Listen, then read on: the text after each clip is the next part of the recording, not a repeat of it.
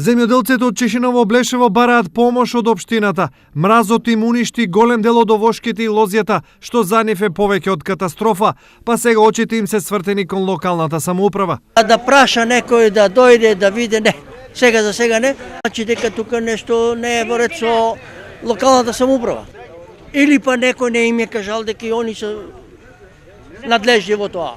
Ке тражиме сигурно, што да правиме? Мораме. Ке пријавиме дека е оштетено, па натаму ке видиме. Првично, на голем дел од овоштарниците и лозјата, оштетувањата се и до 100%. Ја имам 2 декари и 2 ара лози. Капут. Ништо. Едно да најдеш. Лози, тоа е катастрофа. Тука нема мрдање.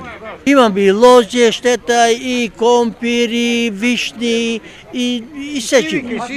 Кајси, орасти. Лозјето е 100%. Компирите исто така. Лојзата се е оштетено. Лојзе, компир, се е катастрофа. Се. За сега од општината немаат упатено повик до земјоделците своите штети да ги пријават.